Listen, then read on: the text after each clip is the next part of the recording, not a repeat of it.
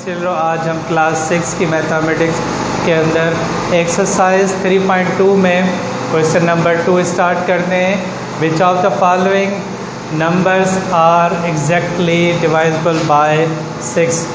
अब इसमें हमें बताना है कि ये जो नंबर 1, नंबर 2, नंबर 3 के अंदर जो वैल्यूज़ दी गई हैं, ये इनमें से कौन सी वैल्यूज़ ऐसी हैं जो 6 के साथ डिवाइड हो सकती हैं। तो हमें इसमें बड़ा आसान सा तरीका यही है कि हम 6 से डिवाइड करें। इससे हमें 6 उसी डिजिट्स को, उसी वैल्यूज़ को डिवाइड करेगा जिसको 2 और 3 दोनों वैल्यूज़ जो हैं दोनों की टेबल जो है 2 और 3 का टेबल अगर उससे डिवाइड कर सकता है उस वैल्यू को, तो यकीनन 6 का भी टेबल जो है उससे डिवाइड कर लेगा इजीली।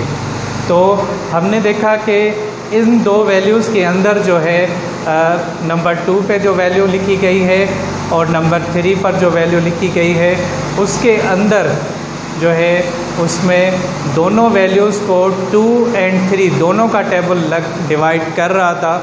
यकीनन अब इन्हें 6 का टेबल भी डिवाइड कर लेगा इजीली। इसके बाद नंबर 3 के अंदर है कि which of the following numbers are exactly divisible by 5। अब 5 कितनी भी बड़ी वैल्यू हो, अगर हम उसे कहें, आपसे कहा जाए कि 5 का टेबल से डिवाइड करेगा या नहीं, तो आप एक चीज़ जज कीजिएगा कि वैल्यू के आखिर में जो भी वैल्यू दी गई है उसकी वैल्यू के लास्ट वाला जो डिजिट हो उसमें अगर 5 या 0 इन दोनों में से कोई भी एक डिजिट होगा तो यकीनन जो है उसे 5 का टेबल डिवाइड कर सकता है। यानी अब इसमें देखें कि इस वैल्यू के अंदर लास्ट में जो डिजिट है यूनिट के अंदर वो 7 है, तो इससे 5 का टेबल डिवाइड नहीं कर सकता। इस वैल्यू के अंदर जो है 0 है लास्ट में, तो यकीनन इससे जो है 5 का टेबल डिवाइड कर लेगा इजीली। और इस वैल्यू के अंदर भी जो है 5 है लास्ट में, तो इसको भी इजीली 5 का टेबल डिवाइड कर सकता है। तो हम आंसर में हमने लिखा है इन 2 और 3 वैल्यूज़ जो हैं उन दोनों को 5 का टेबल डिवाइड कर सकता है। आप करके देखिएगा, इजीली आप इसको डिवाइड कर सकते हैं। नंबर 4 क्वेश्चन के अंदर है which of the following numbers are exactly divisible by 10। यानी अब इसमें 3 वैल्यूज़ दी गई हैं। नंबर 1, नंबर 2, नंबर 3 पर वैल्यूज़ दी गई हैं। नंबर 1 पर जो है वैल्यूज़ 25,670। नंबर 2 पर जो वैल्यू है वो है 1,23,600 एंड नंबर 3 पर है वैल्यू जो है 14,675। अब हमें 10 के साथ डिवाइड चेक करना है, तो सबसे इजी इसका पैटर्न ये है कि हम बता सकते हैं इजीली कि जिस वैल्यू के लास्ट में अगर 0 होगा, यानी यूनिट वाली वैल्यू 0 में होगी, तो यकीनन 10 का टेबल के साथ उसको हम इजीली डिवाइड कर सकते हैं। अगर 0 नहीं है, 0 के अलावा 1 से लेके 9 तक अगर कोई भी डिजिट है यूनिट के अंदर, तो हम उससे डिवाइड 10 के टेबल से कम्प्लीटली तौर पर नहीं कर सकते, यानी एग्जैक्टली नहीं कर सकते, रिमाइंडर 0 नहीं आ सकता। तो हमने इसमें जो है नंबर 1 वैल्यू के अंदर 0 है लास्ट में एंड नंबर 2 के अंदर भी 0 है लास्ट में, तो हमने दोनों वैल्यूज़ लिखी हैं। इन दोनों वैल्यूज़ को जो है 10 के टेबल के साथ हम इजीली डिवाइड कर सकते हैं। इसके बाद नंबर 5 क्वेश्चन के अंदर which of the following numbers are exactly divisible by 11। यानी अब इसमें नंबर 1, नंबर 2, नंबर 3 3 वैल्यूज़ दी गई हैं डिफरेंट टाइप की।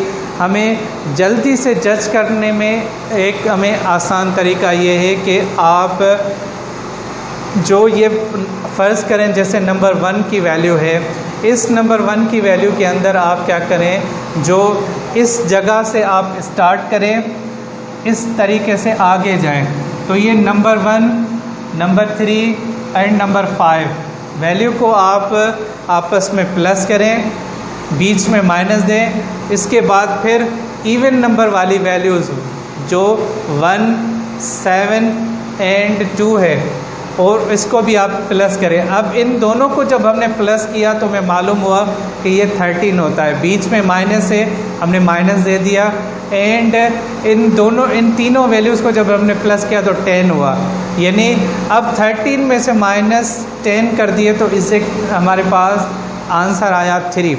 यानी अब इन को जब प्लस माइनस करने के बाद हमारे पास वैल्यू ऐसी वैल्यू आए, या तो 0 आ जाए फाइनल में आंसर, या तो फिर ऐसी वैल्यू आ जाए जिसको 11 का टेबल, जैसे 11 के टेबल के अंदर 11, 22, 33, 44, 55, 66, 77, 88, 99 इस तरीके की आती हैं वैल्यू। अगर ऐसी वैल्यू इनमें से आ जाती है और हमें क्लिक होगा कि हाँ इसको 11 का टेबल इजीली डिवाइड कर सकता है, अगर इस टाइप की वैल्यू आ जाए तो हम कह सकते हैं कि जो है इसे 11 के टेबल के साथ हम डिवाइड इजीली कर सकते हैं। एक चीज़, या तो 11 के टेबल वाले डिजिट्स हमारे पास आ जाएं इनको प्लस माइनस करने के बाद फाइनल आंसर में, या फिर 0 आ जाए फाइनल आंसर में। इन दोनों को आपस में प्लस करके फिर माइनस करें, फिर 0 आ जाए, या 0 आ जाए या 11, 22, 33, 44 इस टाइप की कोई वैल्यूज़ आ जाए, तो हम कह सकते हैं कि इन वैल्यूज़ को 11 का टेबल लग सकता है। अब देखें नंबर 1 को जब हम वैल्यू को हमने जब प्लस माइनस किया तो हमारे पास 3 आंसर में आया, तो हम कह सकते हैं कि नंबर 1 पर जो वैल्यूज़ लिखी गई है इसे 11 का टेबल एग्जैक्टली डिवाइड नहीं कर सकता। दूसरी जो वैल्यूज़ है उसमें हमारा प्लस माइनस करने के बाद आंसर आया है 11, तो हम कह सकते हैं कि इसे नंबर 2 वैल्यूज़ को 11 के टेबल के साथ एग्जैक्टली डिवाइड कर सकते हैं। नंबर 3 के अंदर जो है प्लस माइनस करने के बाद हमारे पास आंसर आया है 22, तो 22 को 11 का टेबल इजीली डिवाइड कर सकता है, तो इसलिए हमने कहा कि 3 वैल्यू को भी जो है 11 का टेबल डिवाइड इजीली कर लेगा। इसके बाद नंबर 6 में है कि which of the following numbers are exactly divisible by 12। अब इसमें भी 3 वैल्यूज़ दी गई हैं, हमें ये बहुत बड़ी वैल्यू है, डिवाइड करने में टाइम लगेगा, तो हम इजीली एक चीज़ देखें कि ऐसी वैल्यूज़ जो दी गई हों उसको 3 और 4, मैंने आपको 3 की वैल्यूज़ को जो जितनी बड़ी वैल्यूज़ हों उसको 3 का टेबल किस तरीके से डिवाइड कर सकता है उसका आसान सा तरीका मैंने प्रीवियस लेक्चर में आपको सिखाया था। 4 का भी मैंने आपको बता दिया था। तो अब ये है कि इन तीनों वैल्यूज़ को जज करेंगे कि जिस भी वैल्यू को 3 और 4 दोनों का टेबल डिवाइड करेगा तो यकीनन उससे 12 का टेबल भी डिवाइड करेगा। अगर 3 का सिर्फ टेबल डिवाइड उसे करता है और 4 का टेबल डिवाइड नहीं करता तो फिर उसे 12 का टेबल डिवाइड नहीं करेगा। तो इसलिए 12 के टेबल को डिवाइड करने का चेक करने का आसान सा तरीका है कि आप 3 और 4 का टेबल से आप उसको चेक करें, दोनों से अगर वो डिवाइड हो सकता है तो यकीनन 12 के टेबल के साथ भी डिवाइड हो जाएगा। तो स्टूडेंट्स ये था आज का लेक्चर हमारा, इंशाल्लाह दोबारा से नए लेक्चर में हाज़िर होंगे, तब तक के लिए इजाज़त दीजिए।